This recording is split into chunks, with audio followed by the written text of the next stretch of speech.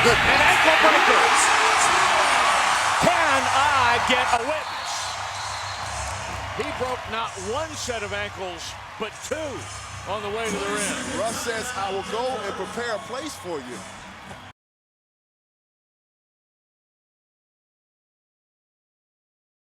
The boys' team is called Knights, and then the girls' team is called Lady Knights.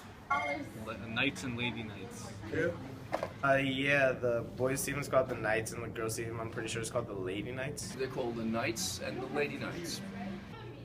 Like the Knights and the Lady Knights? Like, is that what you're asking for? Yeah.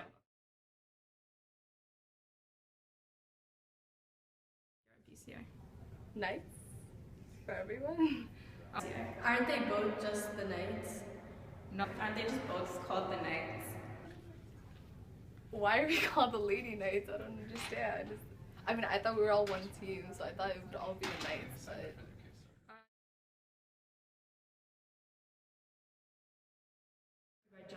I think it's really dumb because we're all equal, so why do we need to be the Lady Knights versus the Knights? Aren't they all the same? I don't think you need to call them Lady Knights. I think calling them both Knights is fine. I think if you take it personally, then you give them more power. Well, when talking to the female athletes, I feel like there's no difference really in between where it's called the Knights or the Lady Knights. I mean, like, I guess it's kind of cool because you have, like, Knights and Lady Knights. Like, they each have their own, like, specific title, like...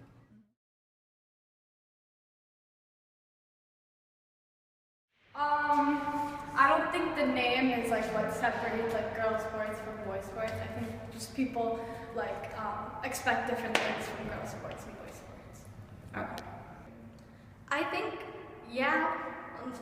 I think a little bit because like by putting lady in front of it, you make it seem like more delicate and more like less intense than just the Knights would be. So I think they're kind of make the boys team seem more intense than the girls teams.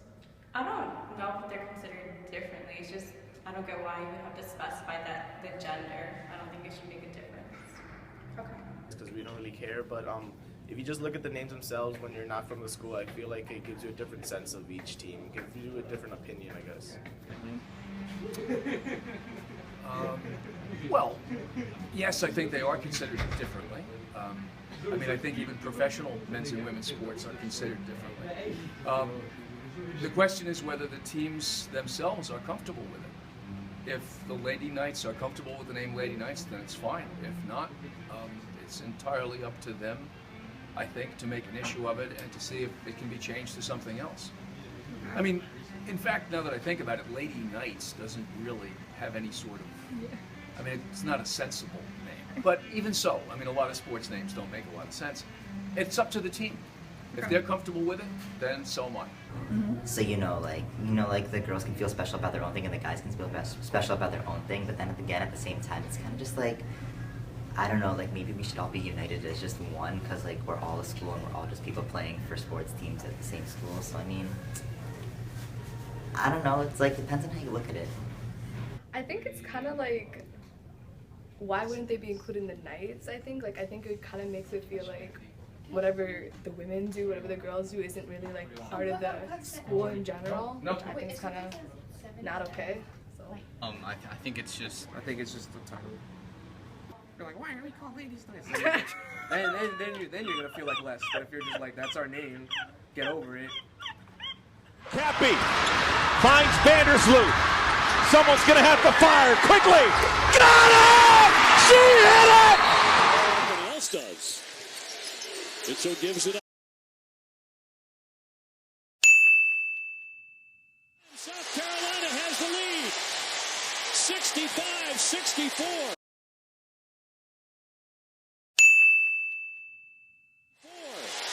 They put the ball into the hands of Jewel. We've been impressed by how hard Elisa Welch plays.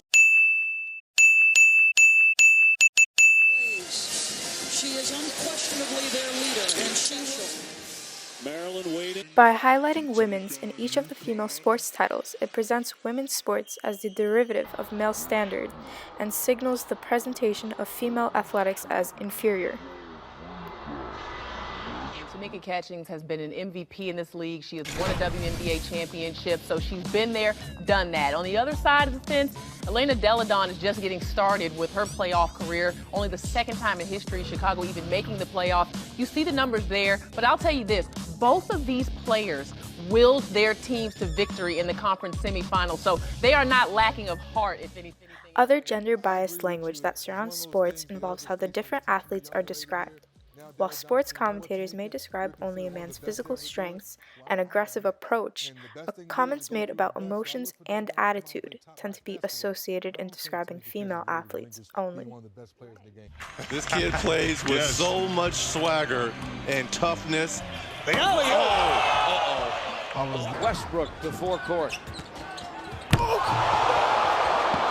dynamite drive and dunk for Russell Westbrook. When people say that you're playing with more of a rage and more of a fury this year, maybe you're not. Are you? When the female athletes' successes were being described, comments were made about how they willed their teams and how neither of the two athletes being compared were lacking of heart. Meanwhile, when the male athlete's successes were being described, comments were made on his toughness, on his dynamite drive, and on the rage and fury he was playing with. Bucket! Russell Westbrook got his wheels on and scores it.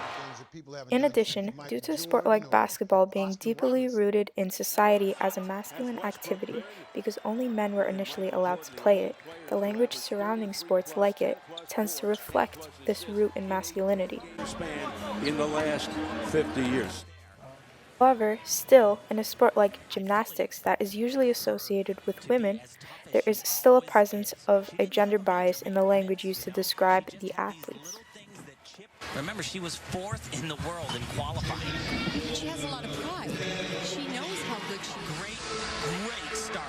And that's changed her mood. Her mood has completely changed.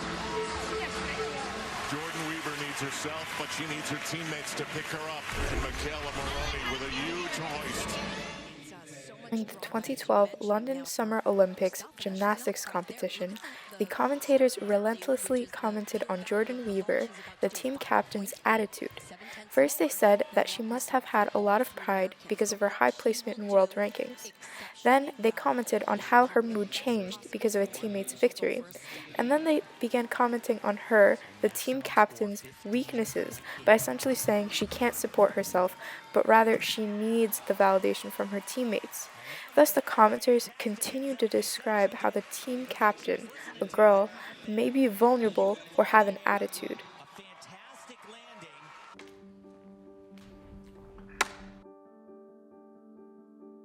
Hi, Erin. Hi. Okay, so I'm going to just give you some actions to do. And just do the first thing that comes to mind. Show me what it looks like to run like a girl. My hair. Oh my God. Show me what it looks like to fight like a girl. Now throw like a girl. Aww.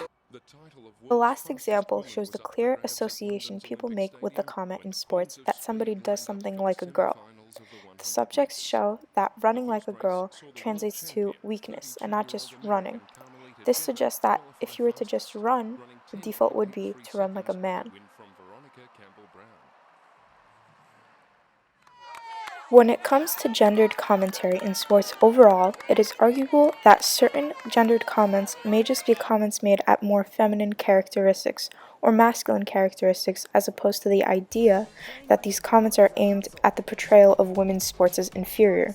However, the most important thing to stress when observing a gender bias in language used to describe sports is that describing women's sports as the derivative of men's sports, stressing the female athlete's weakness, and statements such as like a girl projecting the idea that athletic ability is only a male characteristic, all of these factors contribute into making female sports the inferior league. Analysis of such language has prompted questions to arise in sports associations as to whether the elimination of gender terminology in titles will help to put women's sports in the same spotlight as men's. The issue is ongoing and remains to change in the future.